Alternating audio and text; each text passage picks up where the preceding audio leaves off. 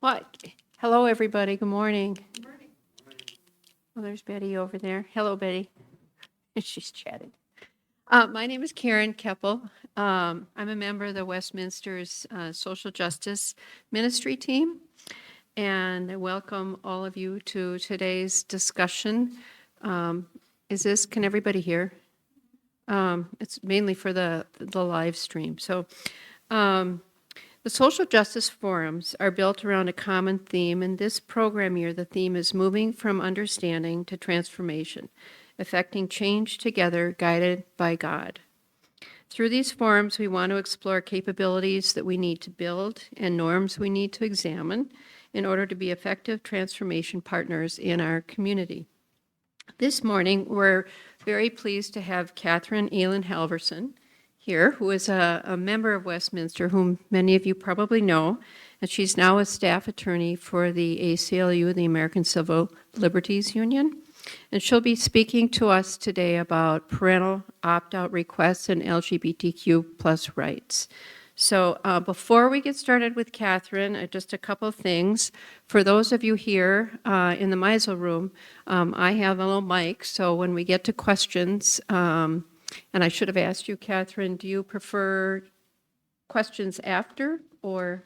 I'll invite questions throughout. Okay, so if you have a question and you're here, I'll walk around the room and give you a mic. Again, it's mainly so that people in the who are not here physically can hear. Sometimes that gets difficult if we don't speak right into the mic. And then people who are online, you could submit questions in the chat room, and somebody will be monitoring that for us to make sure we attend to all those folks.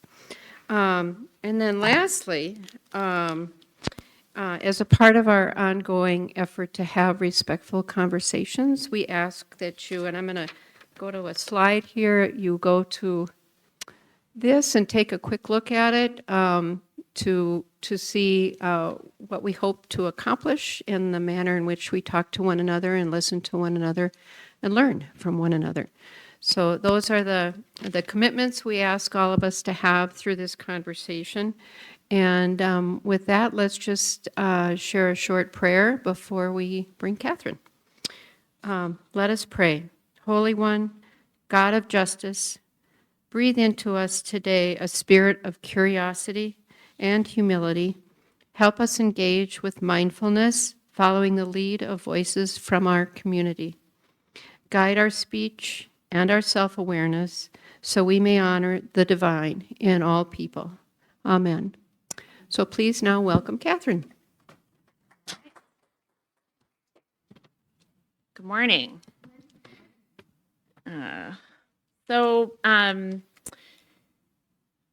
I was invited to talk with you today because in my job as a staff attorney at the ACLU, I wrote an opinion, an op-ed that was published in the Star Tribune about this issue.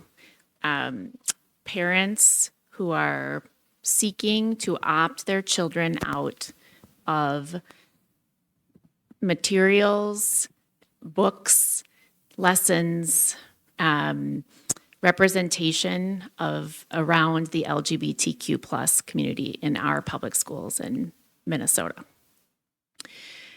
So before we dig into that, I just want to start with a little quiz. So because, Minnesota has done a lot to express important state values around LGBTQ plus students. Like all students, having equal access to education, programs, extracurricular activities, to not be ostracized because of their sexual orientation or gender identity. Okay, so that's where we start from. And those are the values that we've expressed really at a state law level. So here's our quiz. How many of you are aware of the law that was passed last year making Minnesota a trans refuge state? Yeah, yes, right. Many of us are well aware of it. Matt Skinner talked about it in his sermon last week.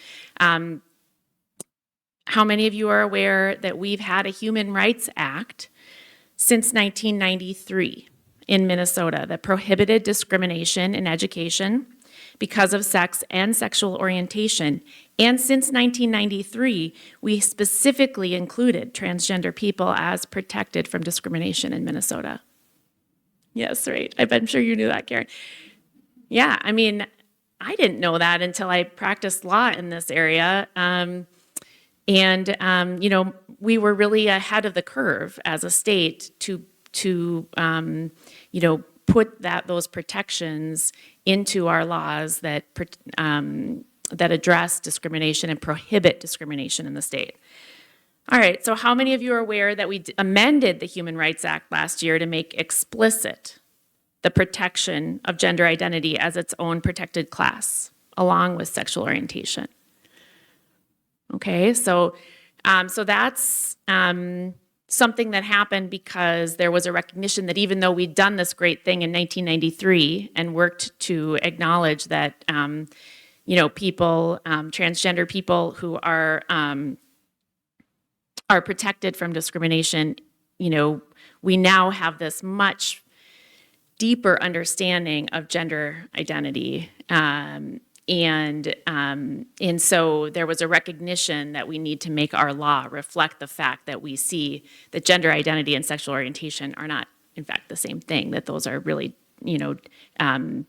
different protected classes that need to be protected from discrimination. All right, okay, I'm going a little more legally here, but how many of you are aware of the landmark Minnesota Court of Appeals ruling in NH v. Anoka-Hennepin School District in 2020, finding that the Equal Protection Clause of our state constitution and the Minnesota Human Rights Act protect a transgender high school student who is denied use of a locker room that's available to students of the same gender identity. Okay, a few of us. Okay, so that was a really important moment in the development of our protections for our LGBTQ plus students, that our Court of Appeals, when the Anoka-Hennepin School District was sued by a student who was not allowed to use the locker room that was consistent with their identity, and really was subject to what we call, what lawyers call a hostile environment, an environment that was harassing the student because of the way that they were being ostracized. Our Court of Appeals recognized that is inconsistent with the values of our Constitution. It's inconsistent with the values of our civil rights laws, our Human Rights Act. All right, so now I'm going to get more local, right? How many of you are familiar with your school district and where you live, with their policy regarding representation of LGBTQ plus community members in its library books? I mean, yeah. Okay, so let me ask you a few more. Let's see. Okay, so just for those on the live stream, we don't have anybody that raised their hand. How many of you are familiar with your school district's policy regarding the inclusion of LGBTQ plus stories and contributions in their social studies curriculum? A little bit. How many of you are familiar with your school district's policy regarding the hanging or wearing of pride flags at school? A little bit.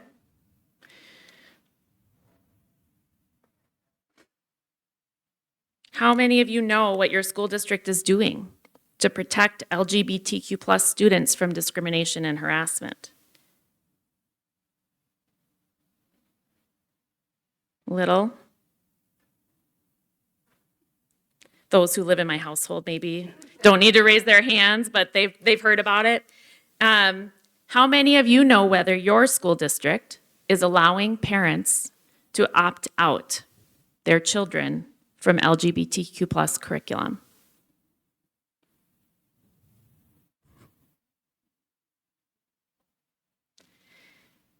So this is what I want to talk about. I started, right, at this level where we all agree that we understand what the protections are, in our state constitution, in our state law, that we have a lot of understanding of the values we have around making, our schools equal for all to access. But the proof is in the pudding. Or maybe it's more apt to say the proof is in what is happening for kids in their schools every day. And whether the values and protections we have expressed as law in Minnesota are doing what they're intended to do, is case by case, classroom by classroom, school by school, district by district. And I wrote this op-ed because every day, it seems, we hear about new and more vigorous efforts to target LGBTQ plus representation and understanding. And I just want to reiterate how I started here, which is that I think we have this feeling that we have this legislature in Minnesota that had passed these new protections. We have, we're in Minnesota, we're a trans refuge state. But, and we read these headlines of all these laws that are being passed or proposed in states to, remove books from libraries, take pride flags out of schools, restrict the ways that people talk about gender identity and sexual orientation in school. But in fact, we're just experiencing that here in Minnesota more locally, right? It's not happening at the statewide level, it's happening at the school district level. I could list many more than this, but in 2022, parents in Burnsville objected to a policy supporting transgender students. That same year, in Becker Public Schools, they considered and ultimately, in response to threats of litigation and protests, they abandoned a policy that would have banned pride flags in their high school and demanded neutrality in response to debates regarding sexuality. In September 2023, Ham Lake parents objected to their school's use of books with LGBTQ plus characters. In January of this year, the Worthington School Board, just south of us, upheld its superintendent's direction that a teacher who is a member of the LGBTQ plus community and is originally from Puerto Rico, he was ordered to remove his pride flag and Puerto Rican flag from his classroom. Just a couple of weeks ago, a school board member in Anoka, Hennepin, on behalf of half of their school board, thus deadlocking the board. They've got 6 members on their school board, and 3 are aligned with this school board member, who threatened to refuse to approve their budget that allows them to operate, they're required to approve to get funding from the state to operate as schools. He threatened to approve their budget to refuse to approve their budget. And I'm not going to read you the whole list of demands. You can, but I'm going to read you some because we need to understand what's going on out there. His list starts with, so that our children will not be indoctrinated by divisive, dehumanizing ideologies and worldviews we cannot support. He's asking the school, he's demanding to get his vote to approve the budget that they prohibit use or promotion of divisive programs teaching our concepts with students, such as systemic racism, anti-racism, whiteness, decentering whiteness, intersectionality, critical race theory, gender identity issues, reference to pronouns, gender identity, sex assigned at birth, requiring or asking students to identify their gender, preferred pronouns, referring to names or genders without parental knowledge and consent, equity, culturally responsive teaching, the 1619 Project, anti-capitalism, land acknowledgement statements.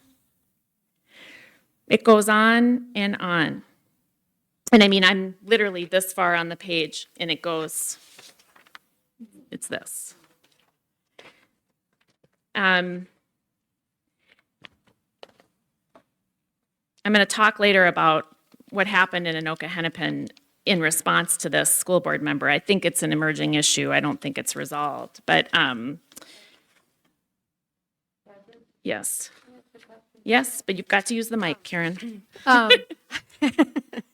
I'm really curious, and when I read in the paper about the Anoka Hennepin school board member issue recently, I'm really curious about that one because I used to be an attorney in school districts, and Anoka Hennepin, in the case that you were talking about, had a consent decree, which means that as a part of the litigation, the way it was resolved is that the federal regulators monitor to make sure they're complying with what they're supposed to be doing with respect to discrimination. And so it's kind of a comment and a question, but what is your experience with that case particularly, not the litigation, but the climate of that school district when they most recently were ordered to comply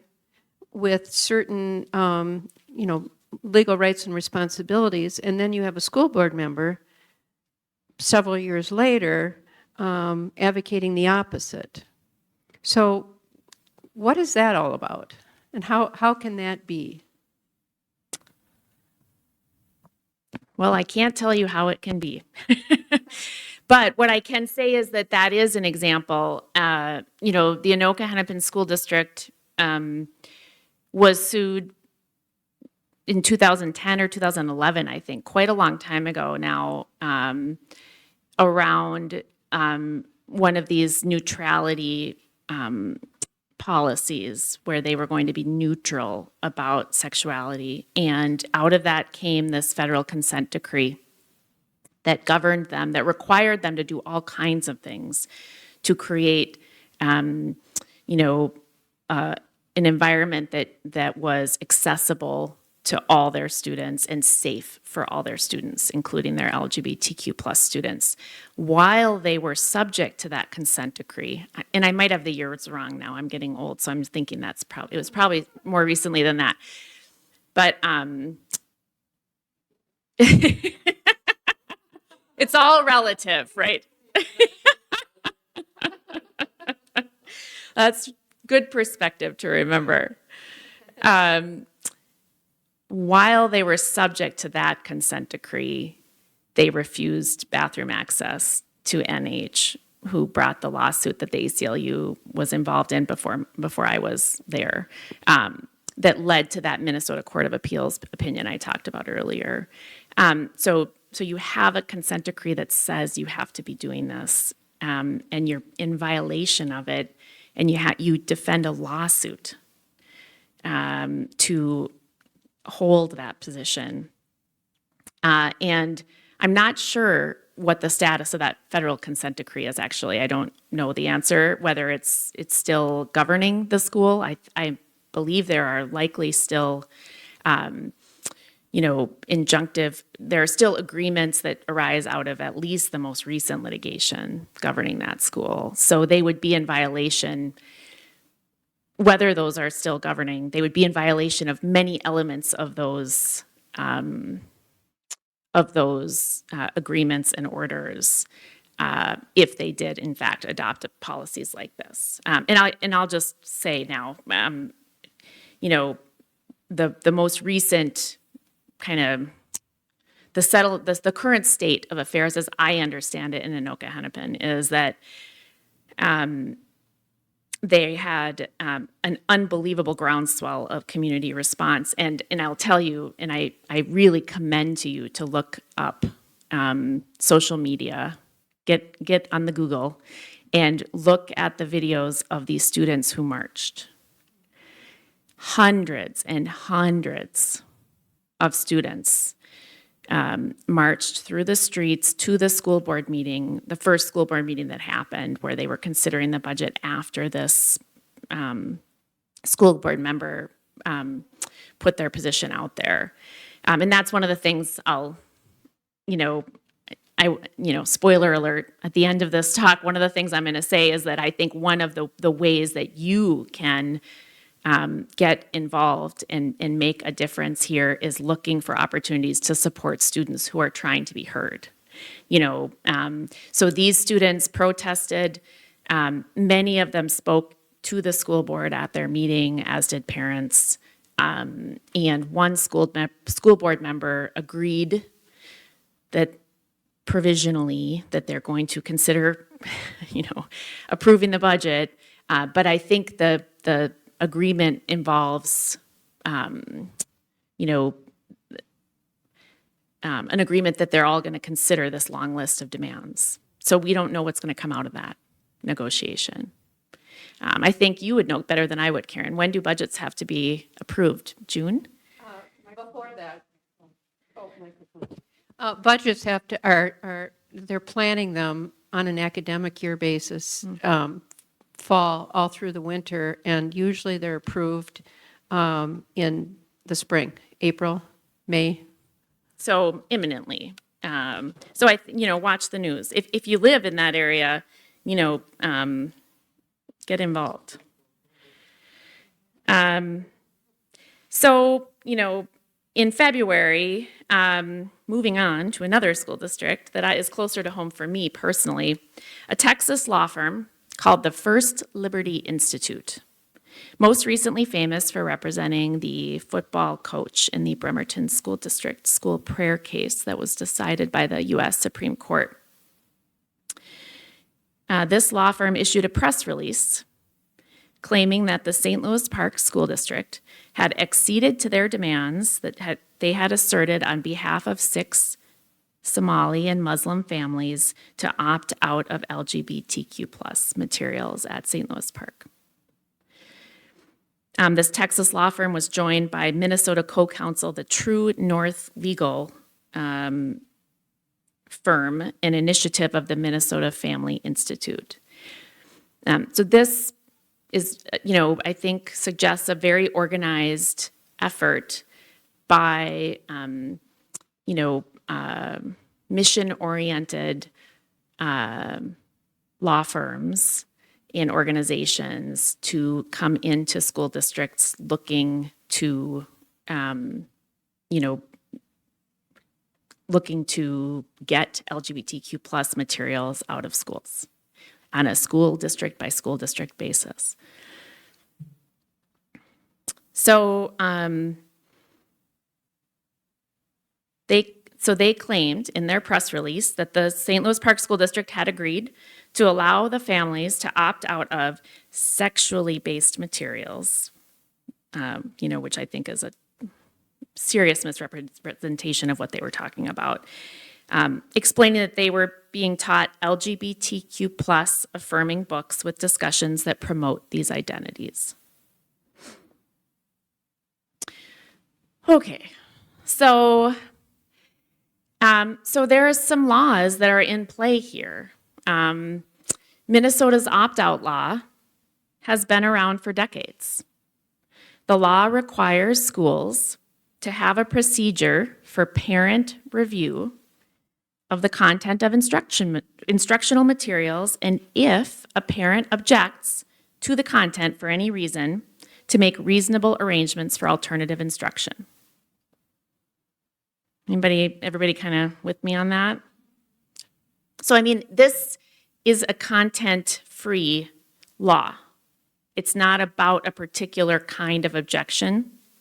So, if I don't like hula hooping, I've always thought it was, hard on the hips. I can say, you know what, hey, school district, I want to review the physical education curriculum in my kid's school. And if I see that there's hula hooping happening, and I don't want my kid hula hooping, I don't have to explain myself to you. I'm going to just say, hey, I want to opt my kid out of this lesson that is coming up where there's going to be hula hooping because I've reviewed the materials and I have that objection. And then the school district's required to provide an alternative. Maybe they're going to say to me, you know what, your kid can jump rope during the hula hooping unit.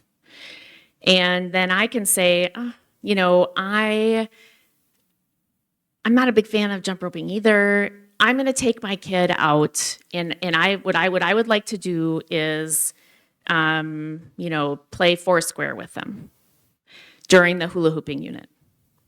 And the school can say, okay, foursquare, you know, they can decide if they think that's meeting the same, instructional goals of hula hooping, and if it is, I'm allowed to do that, or maybe I have to accept jump rope, or we work something else out.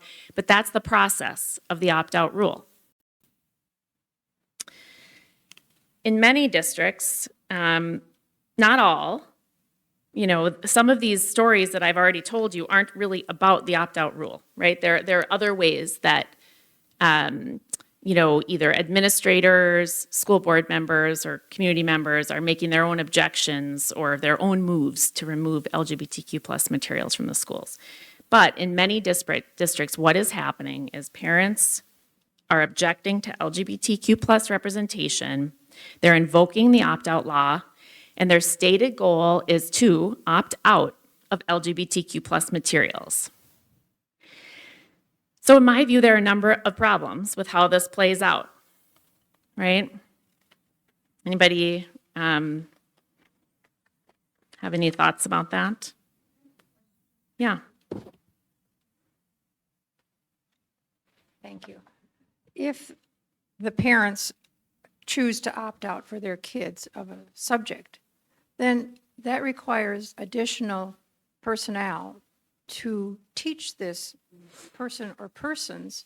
Do they do it on campus? Do they do it off campus? And who pays for that? Because all the schools are now in such financial straits. This is putting an additional burden on the school district. I agree. It's a good question. So the opt-out rule really does provide for that consideration. So a school has to offer, if there is a reasonable alternative, essentially, right? So, and they don't have to pay for what the parent wants the alternative to be. So if a parent says, boy, I don't like your solution, and I think my kid should get to go, I don't know, take a class somewhere else, the parent's going to have to pay for that. The school district can say that's an unreasonable alternative. But, you know, there's no question that if a school district faces many requests, it's going to create administrative burdens on the school district and potentially teaching burdens as well.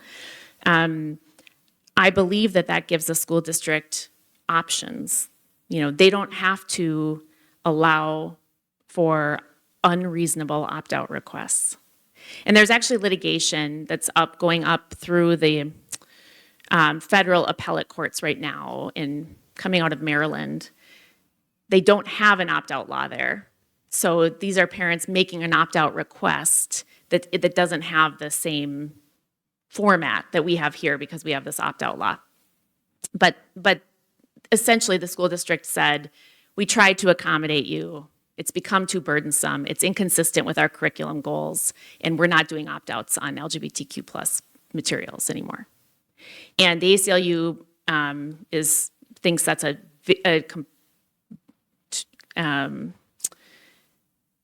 that is exactly supportable. That is totally consistent with, you know, our constitutional and our civil rights obligations, right? Because you've got a way, and this is what I'm going to talk about in a minute.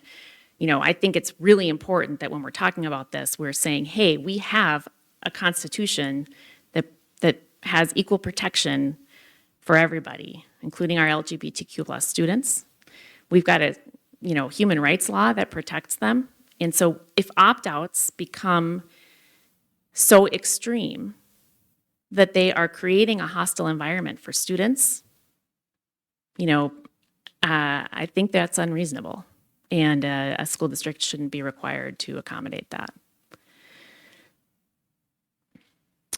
But that's what school districts are dealing with.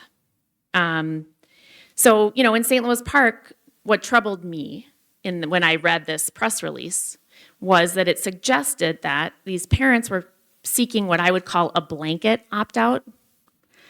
I want you, school district, to notify me when you're going to talk to my kid about LGBTQ plus identity, history, people, and we'll let you know if we want to opt out, right? And that, to me, is totally inconsistent with the way the opt-out law is supposed to work, and it's totally inconsistent with our human rights laws, our federal civil rights laws, our constitutional rights that would protect our students. And by the way, I'm not talking about teachers today, but the same applies, right?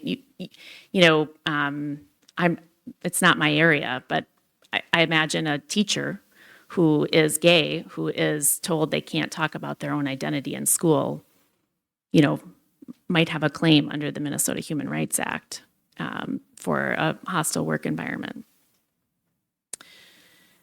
So, as I said, right, we've got this opt-out law that says you can opt out, and it's not about content. It's not saying you can opt out of a particular kind of lesson. You can choose to ask and review and opt out.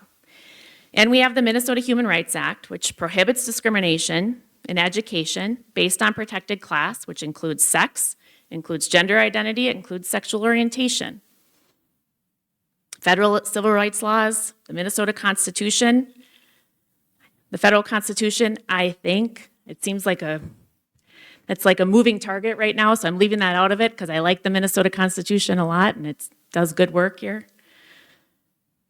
But, so here's an example. If a school district says, we know that our curriculum that includes LGBTQ plus history is controversial, so we're going to announce to students an opt-out that allows any student to leave the classroom when the material is taught. It's just going to make it easier on us, right? We've got all these opt-out requests. So we're going to just put it out there. Hey, I'm the teacher. I'm about to put the PowerPoint on the screen. Kids, I'm about to talk about LGBTQ plus history. If you are opting out, go to the, theater. What do you think? Hostile environment for LGBTQ plus students? I think so. And by the way, I don't think that's how our opt-out law is supposed to work. Our opt-out law is supposed to be this really narrowly tailored situation where a parent has a particular thing on their mind and they ask to look at the curriculum and they ask for an opt-out that is specific to the curriculum and they get it. So that's what I thought St. Louis Park did a good job on in their response to these families. And by the way, part of why I wrote that op-ed is because I didn't really think the Texas law firm that issued their press release and wrote their own op-ed was accurately describing what turned out to have happened. And I wanted to make sure that the record was clear. What St. Louis Park School Board did is they listed in their resolution addressing these requests a whole bunch of areas they're not tolerating opt-out requests in for any reason. You can't opt out of teacher lesson plans, notes, incidental or spontaneous teaching items. These are, obviously a lawyer wrote this, right? But classroom discussions. You can't opt out of, review classroom discussions and then opt out of them. Seat assignments. Classroom or school decor. I think that's a really important one. What are they saying right there? Posters, buttons. I can put a pride flag. I can say all are welcome here. As a teacher in my classroom, my students can come into my room and they can wear a t-shirt or a button, or they can have a bag that has a pride flag on it, and that's okay. Library materials not being used for instruction, right? That's really important because I'm telling you that what's being asked for often is there's a list of library books that are like going around the country. And so this organized effort that is being promoted and directed has a list of books they don't like. And those are often elementary school books or middle school books that represent different kinds of families.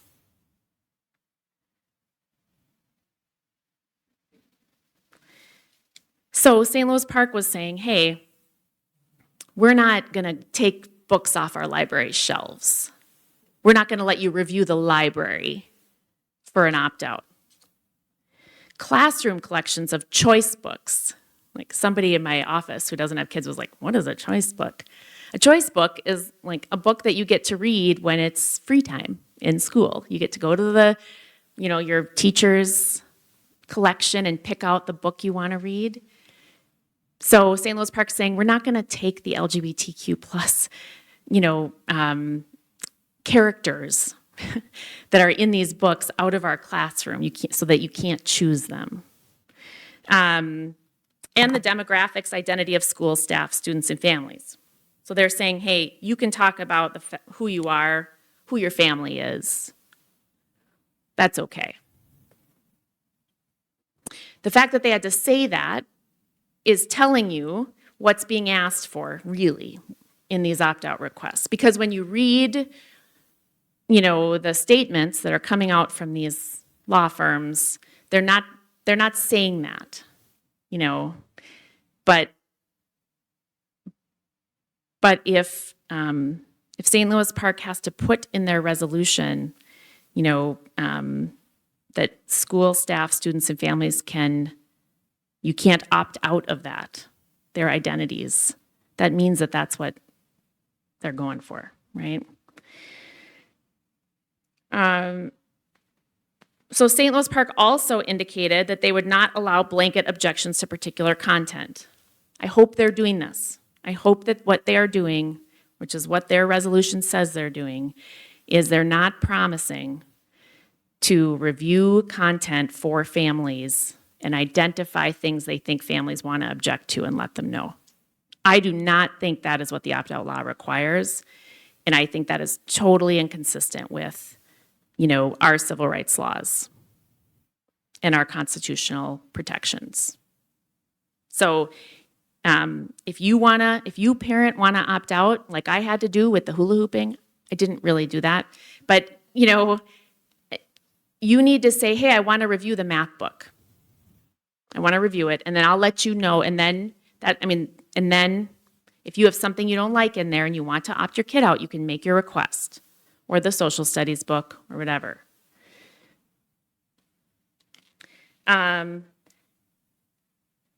So all that said, though, St. Louis Park did allow opt-outs. They're allowing opt-outs that are specific to reviewed instructional materials.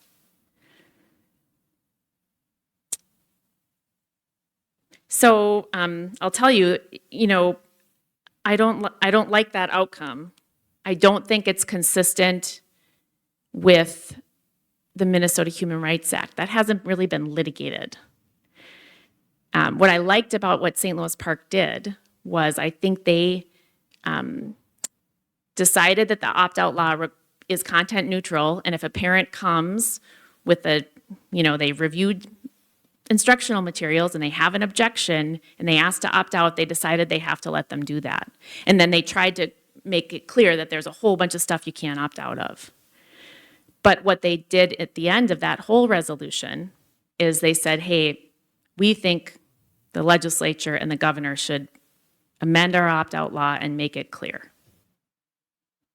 Let's just make it clear that the opt-out law does not allow opt-outs around the representation of protected classes, right? The identities, the content related to, let's just say it clearly so that no school district has to worry that they're going to end up in litigation if they refuse opt-out requests like this. And we support that, yes. So I'm thinking about instructional materials, and for example, like elementary school teachers do a lot of read alouds, which I guess would technically, but like I don't know any elementary school teacher who has like all of those books selected in advance necessarily. And so like how does that work for review if you're like planning your week maybe and you're like, oh, I'm going to read these 5 books for read aloud this week.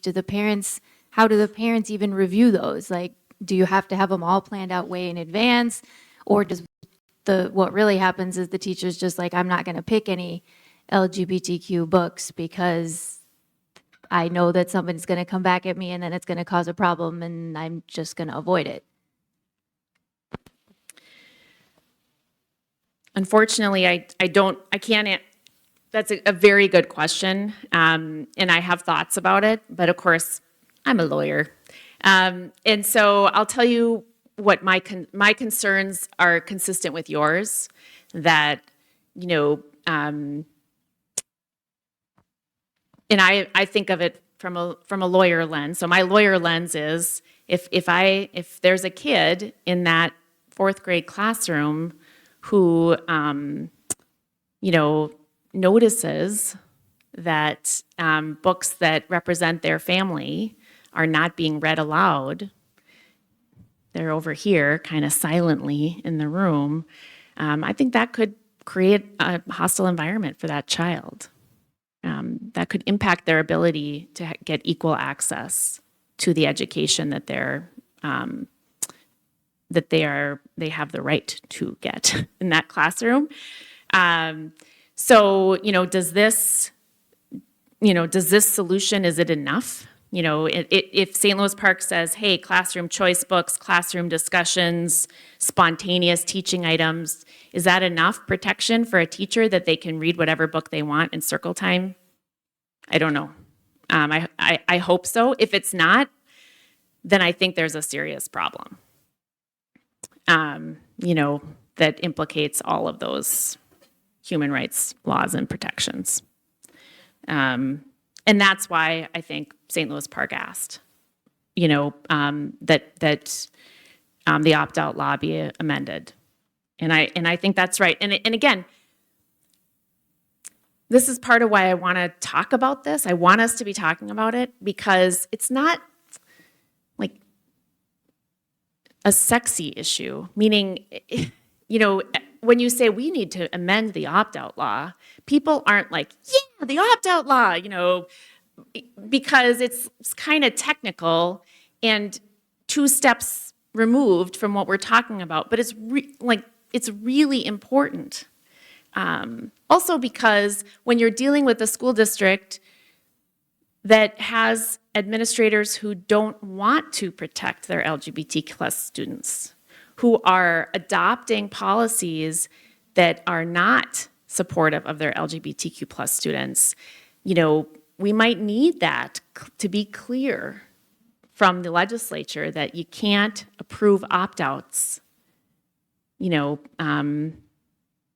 that impact LGBTQ+ students, or by the way, Black students, or all the other protected categories that our Human Rights Act covers.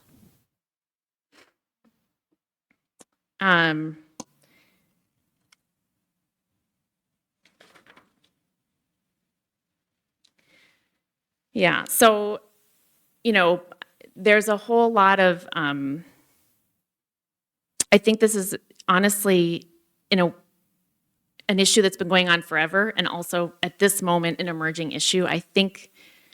I hope there will be legislation. I think there will be litigation that tries to figure out what the limits are of these laws that these law firms are trying to make them be clash, to change what our protections are. So I don't know where that's going to end up. So I want to talk a little bit about what you can do. And I'm happy to answer any questions. But, one thing that I think I would recommend is that you look at your own school board. You are a member of a community, and you are voting for school board members when you go to the ballot box. And they, they answer to you and everybody else in your community. So find out what your school board's doing. Hold them accountable. Vote in your school board election. Sometimes I think we get to those, especially the big elections, and you get to the day before and you go, oh my gosh, I don't know any of the local people. Either I'm going to skip it or I'm going to ask my neighbor and I'll do what they're doing. But I'm telling you here today, spread the word, this is where it's not all happening, right? With your state representative or your federal representative or, president or governor, right? It's happening in your town, in your schools. Support LGBTQ plus students and allies exercising their right to protest, to oppose discriminatory policies, to demand representation in curriculum and in classrooms, to celebrate pride. Look for organizations that are providing support to students who are organizing. Donate to the organizations monitoring and holding school districts accountable to the law. The ACLU of Minnesota accepts donations. We support those students, right? And there are a lot of other organizations that do this kind of work, not just us. Out Front Minnesota, Gender Justice, and there are many others. Get involved, volunteer with these organizations. Staff our Pride booth, right? Westminster will be at Pride. Show up for the LGBTQ members of our church and the youth in our church. Listen to what they're telling you about what's going on. Find out how they think you might be able to support them. Support amending the opt-out law. When this comes around, it's going to come around in the next session. Please support that effort. We want the opt-out law to be amended to make it clear that it does not allow parents to opt their students out of material referencing protected classes, that whole list of people who are protected from discrimination in our Human Rights Act. Watch for intersectionality. When I read you that long list, imagine that you're a gay and Black student in Anoka Hennepin, and every aspect of who you are is on that list that is being considered to be prohibited to be discussed and taught, right? So I'm happy to answer any questions in our last minutes, but I do want to just close with those Anoka Hennepin students protesting. I'm putting myself in their shoes in a school in which students have had to repeatedly sue the district to enforce their civil rights. And here it is again. And they've had consent decrees governing them, as Karen said, as a response to discrimination. By the way, that first consent decree, part of the data that came out of that was that there had been a rise in suicide rates for students of LGBTQ plus identity during the time of these policies. That is the district we're talking about. And you had hundreds of students who organized themselves, standing up and making themselves heard. So think about that, because that is a really challenging environment when you have attacks on your humanity in the place that is supposed to grow you and help you find your self and your way. So I'm happy to answer. That's it. That's the story. I'm happy to answer any questions if I know we've got a couple of minutes here. This isn't a question, but speaking of contacting school boards, in Minneapolis, this is a good thing. I don't remember the exact wording, but it's some sort of gender identity policy or something that they're working on. They're working with LGBTQ students to craft this policy. So if you live in Minneapolis, you could write to your school board members and tell them that you support whatever that policy is that they're working on. I don't think it's ready yet to come up for a vote, but they're going in a good direction with whatever that is.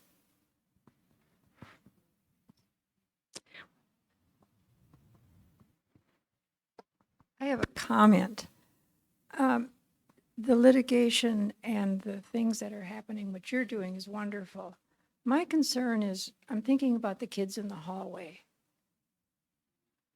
This is setting up two different groups. And are there consequences for the bullying that might happen to the kids that are being separated because of their identity?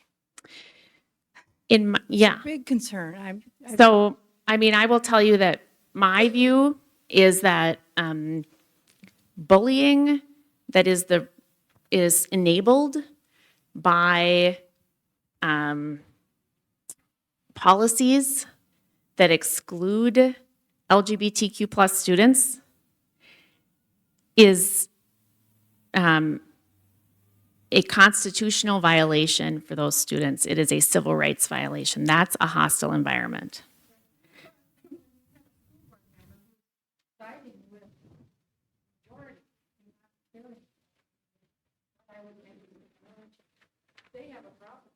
Yes.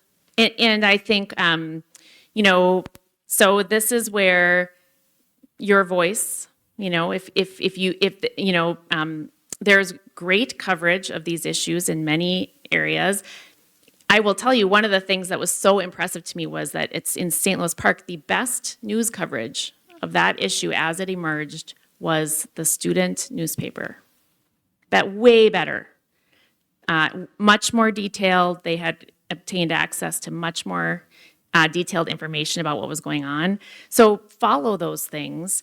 But, so you hope that through all of the processes that are in place, those students can be protected. But if you have administrators that are refusing to protect them, then the answer sometimes is litigation. And certainly we've been involved in that, and there are a number of organizations that do that. But unfortunately, that's sometimes the only way. So we'll see. Thank you, everybody, for all the questions, and thank you, Catherine, for your time and your expertise. Thank you. Thanks for having me. Thank you very much. And I just want to announce next week we'll be having Dr. Patricia Aris-Musio and Dr. Renario Arce Valentin to speak about the current economic situation in and the impact of families and the role of the church there. So hopefully everybody can either attend here or participate via the live stream for that. And I think it's 10:10 and we have a hard stop. So thank you everybody for being here today and have a good day.